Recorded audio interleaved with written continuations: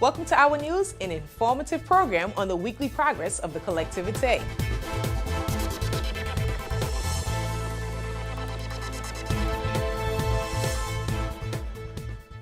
The International Coastal Cleanup, ICC, started 28 years ago by the Ocean Conservancy. It is held annually every third Saturday of September, and on this day, volunteers gather on beaches, coast, rivers, waterways, and underwater dive sites all over the world to remove trash and debris and identify their sources. Various associations, organizations, groups, schools of Saint-Martin played its role by cleaning the coast of La Belle Creole on Sunday. As you see here today, there's hundreds and hundreds of volunteers out here at the beach. Most of them are students, teenagers from the various schools on the island. That side, but as well as French side, there's several community groups that came out from the French side. Now, what's happening is that International Coastal Cleanup is a coastal cleanup happening around the world in 108 countries approximately, every year in September. Now, the idea is that you work with a special data card, and that data card they work with in groups. They have to tally, write down, make an inventory of every piece of trash that is found at the beach and the coastlines. This year we had the group stationed at the beach facing Bay Netley, and another group of, consisting of adults was over at the peninsula of La Belle Creole. The group at the peninsula was grown-ups from the Saint Martin Trails, who are our French eco-partners in environment here.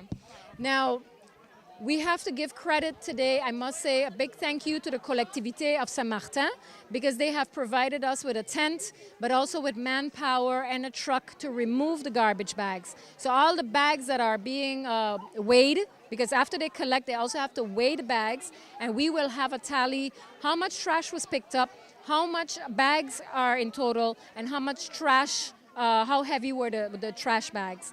And like I said, you could see that several sponsors also came out and helped us today. We have Eric Ambulance that did a lot of today with the volunteers that got little cuts and scrapes. The collectivité helped us, like I mentioned, with the trucks and the volunteers, the men on a Sunday. So that's really good that those workers came out on a Sunday. And we have help, for instance, shuttling the volunteers into La Belle Creole because it's a long walk. And I have to give thanks also to the property owner, because we had to ask permission from the property owner to gain access so that we can get to these coastlines. Now you may ask yourself, why are we doing this beach if it's not accessible easily? The reason is that these beaches here have a lot of washed up trash.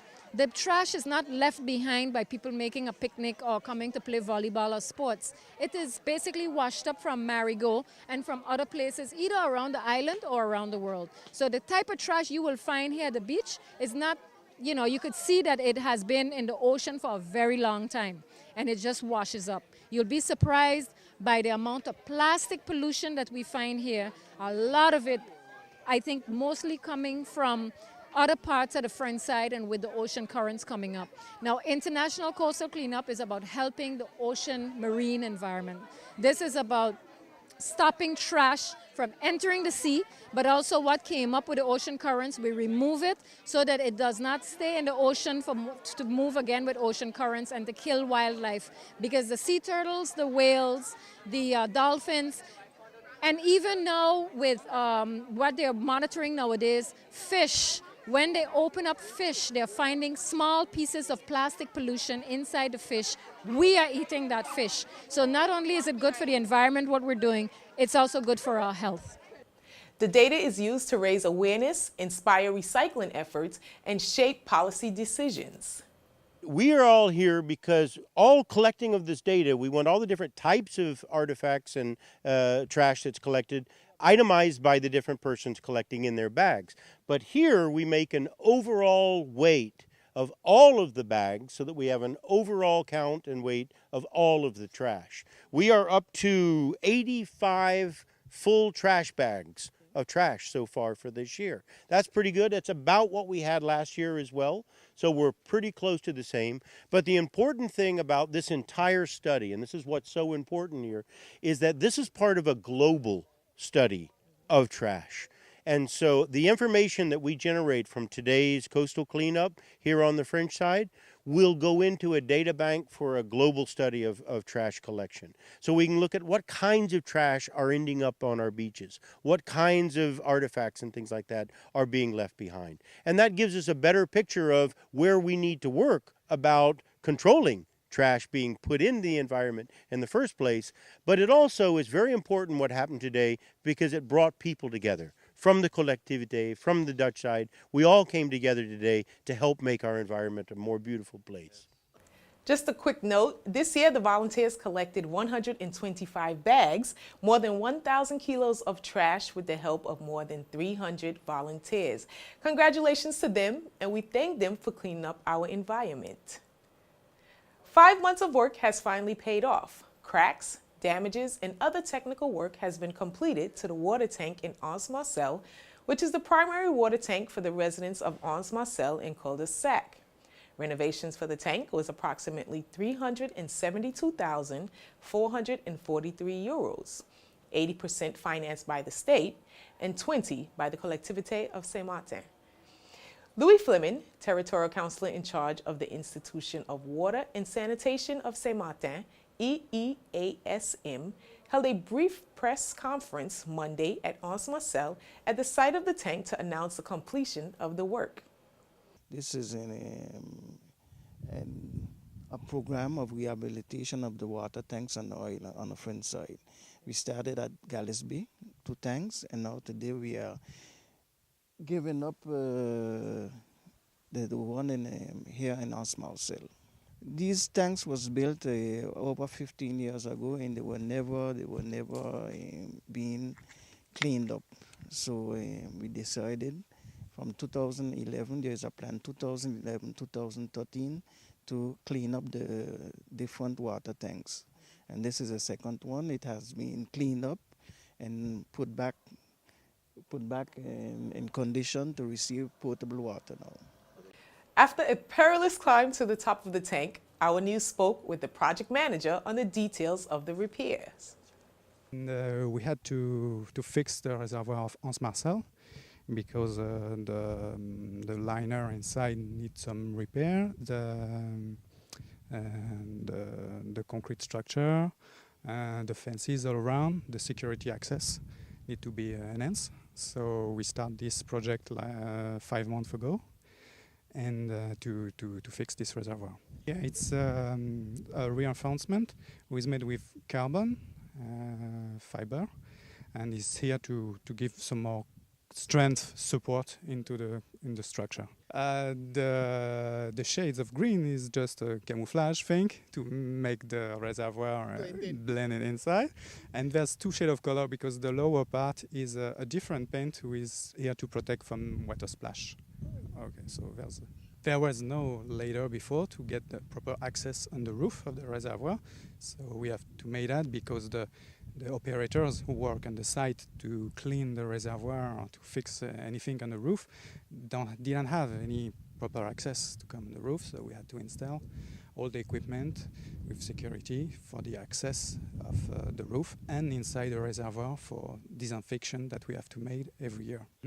Because we need to renew the air that it's still at the top of the reservoir just for health reasons. So there's 2 entrances of ventilation, and they are protected with mosquito nets. No, this one is for the drinking purpose of the people of Anse-Marcel only. Okay, and they are supplied by the main lines in Cul-de-Sac. On last week's edition of Our News, we brought to you some concerns addressed to the president of the Collectivité, Aline Hansen, from 2 of the neighborhood councils. This week, 2 other councils met with the second vice president, Rosette Lake, to address their major concerns of their neighborhood, such as abandoned cars and future buildings of social housing. Since they built the school up in Mount O'Reilly, it's very difficult for the people to walk on the sidewalk to get to the school. There's no sidewalk, so we're asking them to put in sidewalks that people can have a comfortable walk to the school. Other thing, be understood clearly that they're going to be building logements sociaux, and talking about other zigzagging with the same one term. It's not logements sociaux. It is the social housing. Okay. okay? And we don't want no social housing. We got two reasons why. One, it is one of the last space that we have open that we can have either a youth center and a playground. Once you occupy the space, then we have nowhere else in sight that we could ever have a space that we can do something like that. Plus, we seen what happened to all the other districts that are putting in the social housing. What is the result of it? They didn't get no result, no good result from them, and we don't want to be part of that.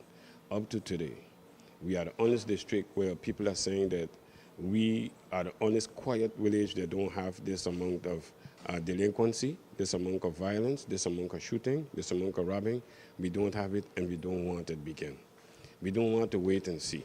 We want to take in front before in front take us, okay? That is one. The other thing, we have a lot of people coming in our district and hunting.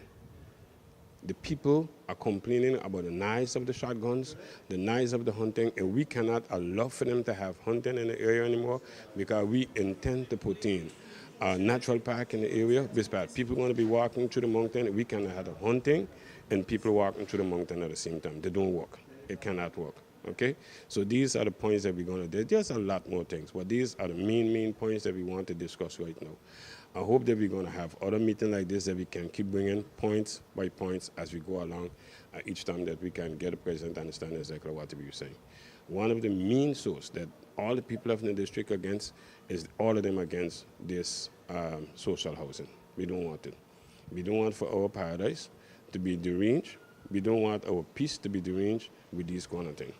Sure. After we visited the different districts on Saturday, we have realized that there are a lot of old vehicles all over, even in private homes, that they need to be taken out. You know, they are placed for rats and animals and all kind of insects. They also have stagnant water, which calls for dengue and mosquitoes. And our other major concern would be the electricity. We need to have more lights in the streets. Also present at the meeting was Mr. Albert Brookson, who is the president of the neighborhood councils. Let's find out what his role is in these meetings. My role is just to coordinate, and I put a system in place that we going to know the progress of the document, meaning to say if we said that we're going to pick up cars, why we didn't pick up cars, who blocking, what is the situation, so that everybody know where is the blockage. So from last week, we meet in most of the Conseil de Quartier, and we're almost finished because only Beach with the number 6 will remain. And after that, the real work starts because we meet with the services now. Because at that time, now the services says if they can, why they can't, are they short of staff, are they short of money, are they waiting on some kind of authorization? Because sometimes people may say they want, and even the elected person may say that they agree. But behind, the work is not done because we have other technicalities that the people don't know. The first National Day of Commemoration for the Arquis, the Algerian nationals who fought alongside the French during the Algerian War, was celebrated in 2001 under Jacques Chirac's presidency. It was both a reflection of French attempts to defend its republican ideals of unity and solidarity and of practical concerns for the integration of the Arquis into the French national community. We here in St. Martin also paid tribute to the Arquis with a wreath-laying ceremony by the Collectivité Park.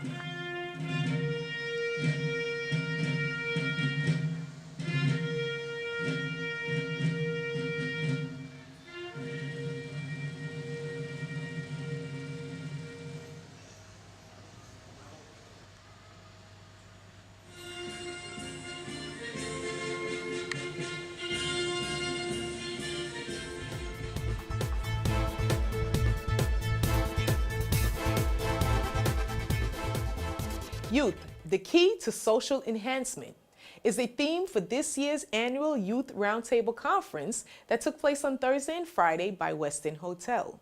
Over 250 young people ages 12 through 24 participated in this conference that was hosted by the various government departments and youth councils of St. Martin, St. Martin. Let's find out what the objective of the conference.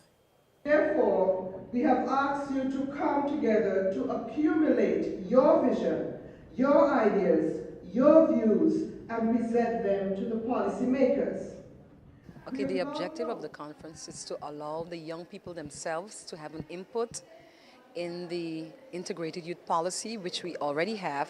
However, we are now looking at the programs, if they are actually working and meeting the challenges and needs of the young people. And once we have finalized the Roundtable conference, the outcome and the recommendations that were expressed by the young people, we will take them into priority forms and ensure that they're carried out in programs. I would say very, very interesting. The survey is called the Youth Monitor, and the survey was done digitally, online, as well as it was done in hard copy form for those students who were unable to have access to a computer. We allow them to fill the forms hard copy, and then we digitally, manually put them in. And so we have the results, which we are actually discussing also as sort of a boost towards the discussions during the sessions. And we talked about family life and crime. We looked at unemployment. We looked at sports. We looked at national identity. And I think one of the interesting things which came out in terms of national identity is who's a St. Martiner. Some of the youngsters already began to express during the second session of this morning as to whether they consider themselves a St. Martiner or not. And the percentage which came out, more than 51% of the children felt that persons who felt that they are St. Martiner should be considered one. So we do have the outcome of the Youth Monitor, but it was a pilot process which took place in order for us in the year 2014 to carry out a general Youth Monitor. And based on the results of a general Youth Monitor, we will be looking at some of the key elements which deal with youth development in order for us to then look at the revision of our integrated youth policy for the year 2015. The theme is youth, the key to social enhancement, and we do believe that young people, we say that the young people are the youth of today and the leaders of tomorrow. But what we have realized is that it is important to allow them today to also voice their opinion. I do believe that from what we have experienced this morning, again, because this is not the first time that we do have a Youth Roundtable conference. This is the third of its kind. And we have seen that the young people themselves do sit and think about their future and their development. And they can actually, I would say, translate that in the form of specifying what they think not only government, not only the schools, not only their parents, but the community at large, what can be done as a collaborative effort in order for us to ensure that those needs and challenges that are expressed can be placed in a policy form where programs would roll out in order to meet those challenges and those needs. The youth doesn't mean that they have a frontiers between French side, that side, or even any island in the Caribbean. Youth, the problem of the youth is a general problem. It's not different from any island. So it's important for the Youth Council of the French side to come over here, because the solution, any problem that we can find with the youth, we can also apply it on the French side. That it's possible to find solution to their problem, and that they can implement any policy whatsoever, or they can also maybe create something similar on the French side so they can bring solution to the French side kids. While on the subject of youth, congratulations to Adriana Silvestre, who was elected Junior Minister of Tourism last week Friday. She will represent Saint Martin at the Caribbean Tourism Organization, CTO, State of the Industry Conference in Martinique on October 15th through the 18th. Well, that does it for this edition of News. And this has been Our News. My name is Keisha Brooks. On the behalf of the Collectivité de Saint Martin, thank you for watching. Have a good evening.